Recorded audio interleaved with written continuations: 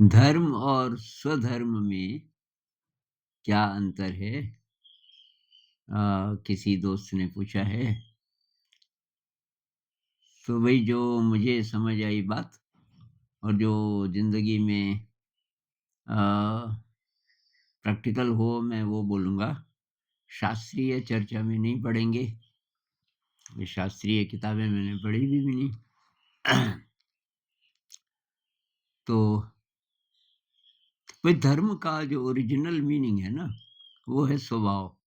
जैसे हम बोलें कि ये आग का धर्म है जलाना और ये प्रकाश पैदा करना।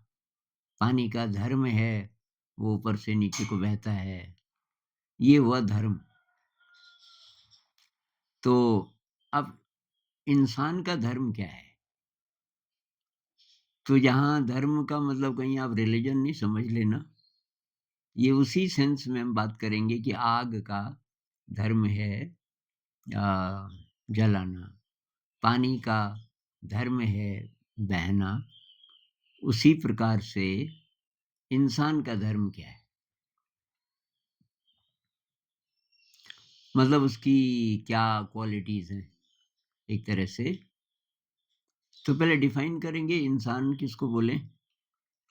ज़्यादातर जो हमारी पॉपुलेशन है दुनिया में, शायद 99% के करीब, तो उनको तो पूरा इंसान बोल नहीं सकते अभी। मैंने उसके लिए एक नई टर्म बनाई, सुपर एनिमल। मतलब जानवर और इंसान के बीच की कोई चीज़। सुपर इसलिए कि बहुत ज़्यादा पावरफुल है जानवरों के मुकाबले। उसके पास टेक्नोलॉजी है, उसके पास अलग प्रकार का दिमाग है। तो जानवर क्यों बोल रहे हैं उसको? कि वो नेगेटिव इमोशन से फ्री नहीं हुआ। जब तक हम नेगेटिव इमोशन से फ्री नहीं हो जाते, गुस्सा और ये नफ़रत, हिंसा इत्यादि, तो तब तक तो इंसान है नहीं। अब हम इस तरफ जाने की कोशिश कर रहे हैं, तब भी चलो बोल सकते हैं कि ये इंसान बनने की कोशिश कर रहा है। तो तब भी ठीक है। तो पहले तो हमें पता करना पड़ेगा इंसान कौन है और तब उसकी क्वालिटीज़ जो होंगी, उनको हम बोलेंगे कि ये इंसान की क्वालिटीज़ है, जिसको यहाँ धर्म बोला गया है। तो भई न्यूरोलॉजी के हिसाब से वो ऐसा इंसान होगा जिसका ब्रेन ऑर्डर्ड होगा, सुव्यवस्थित होगा, जिसका कॉर्पस कैलोसम लेफ्ट ब्रेन और राइट ब्रेन के बीच जो ब्रिज है, वो बहुत समृद्ध होगा। अच्छा, अ, संत लोगों के दृष्टिकोण से बोलें, तो हम बोलेंगे कि वो राग और द्वेष से मुक्त हो गया। किसी चीज़ से अटैचमेंट भी नहीं है, किसी से नफ़रत भी नहीं है और उसके अंदर बहुत ज़्यादा प्रेम है और कंपैशन है, अ, करुणा है इत्यादि। तो ये हो गया जैसे संत लोग होते हैं। किसी भी ट्रेडिशन से ले लो, किसी भी देश से ले लो, जो लोग संत माने जाते हैं किसी भी कल्चर में, उनकी क्वालिटीज़ आप देखो तो यही बात आएगी कि बहुत प्रेम है, बहुत करुणा है, बहुत उत्साही हैं, बहुत ऊर्जावान हैं, संसार से फ्री हैं psychologically, psychologically free from the world. दुनिया से साइकोलॉजिकली कुछ नहीं चाहिए, वाह-वाह नहीं चाहिए, ये इच्छा नहीं है कि मुझे कुछ बड़ा आदमी बनना था, बहुत पैसा होता, इज़्ज़त होती, ये हो इससे वो फ्री है। मतलब उसको अपने अंदर कोई शक्ति का स्रोत इतना बड़ा पता चल गया कि जिसके मुकाबले ये कुछ भी नहीं है सांसारिक चीज़ें। तो उसको बोलेंगे कि भई ये इंसान है। तो इंसान का तब धर्म, तो सारी बातें आ जाती हैं कि तो धर्म यूनिवर्सल है। जब हम बात करते हैं इंसान के धर्म की, तो सारे इंसानों पे एक जैसा लागू होगा कि भई वो शील का पालन करेगा, उसका ये धर्म है। इंसान का। अगर इंसान बन गया तो उसको करना नहीं पड़ेगा, उसका स्वभाव ऐसा होगा कि उसमें शील होगा, मतलब हिंसा नहीं करेगा, चोरी नहीं करेगा, झूठ नहीं बोलेगा, नशा नहीं करेगा, इत्यादि। और पारमिताएँ बहुत समृद्ध होंगी, देने का भाव, विनम्रता, कृतज्ञता इत्यादि, सेवा भाव बहुत ज़्यादा। ये सारे जिसको पारमिता बोला जाता है बुद्धिज़्म में, ये उसके अंदर बहुत ही ज़्यादा होंगे। तो ये तो हुआ धर्म और इस धर्म का पालन करना अ, हम सबके लिए ज़रूरी है अगर हम पूरे इंसान बनना चाहते हैं तो। कैटरपिलर से तितली बनना चाहते हैं, तो भई ये धर्म का पालन करना पड़ेगा।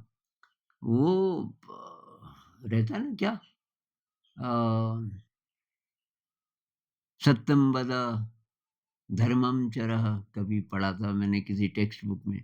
सत्य बोलो धर्मम चर उसका सही मीनिंग नहीं बताते टीचर लोग बहुत जगह। धर्म का मतलब ये नहीं कि ये जो रिलिजन्स है, धर्म का मतलब ये क्वालिटीज़ इंसान की जो असली क्वालिटीज़ हैं, इनको हम अपने जीवन में उतारें। तो ये तो हो गया भई धर्म। अब स्वधर्म क्या है फिर?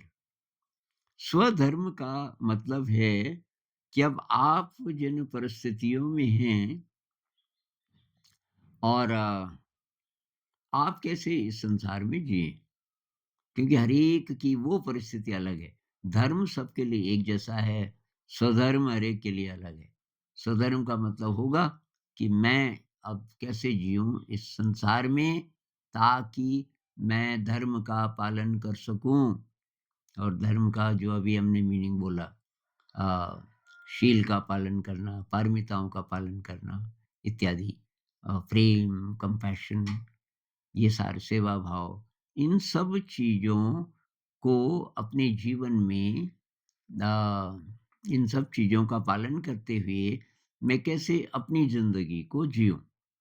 तो इसमें फिर अपना वो ढूँढना पड़ेगा पैशन जो मैं बोलता हूँ, फाइंड योर पैशन मतलब मैं अब स्वधर्म के हिसाब से चल रहा हूँ, का मतलब होगा कि मेरी जो क्वालिटीज़ हैं, जो मैं करना चाहता हूँ जिसके लिए मैं सूटेबल हूँ, मुझे पता चल गया, मैं वही करूँ और तब वो मैं बहुत निष्ठा से करूँ, बहुत अच्छी तरीके से करूँ। गुलामी से ना करूँ, मेरे को तो अच्छा लग नहीं रहा, तो ज़बरदस्ती करना पड़ रहा है। स्वधर्म के खिलाफ आप जा रहे हो फिर तो। अब आप बोलोगे कि ज़िम्मेदारियाँ हैं। घर की ज़िम्मेदारियाँ हैं, पैसा कमाना है और पैसा कमाने के लिए जो काम आप कर रहे हो, वो बिल्कुल आपको अच्छा नहीं लग रहा है, तो क्या करें? तो आप स्वधर्म के हिसाब से तो नहीं चल पा रहे। आप परिवार की देखभाल कर रहे हो तो ठीक है, लेकिन क्या आपका मन तो प्रफुल्लित है ही नहीं। बुझे मन से आप जो भी करोगे, तो उसमें आप अपनी उदासी भी डाल रहे हो ना। घर वालों की जो देखभाल कर रहे हो तो आपका जो पैसा है, उससे केवल राशन-पानी नहीं आ रहा बल्कि उदासी भी आ रही है। वो जो वाइब्रेशन है सबसे सूक्ष्म तो वो है।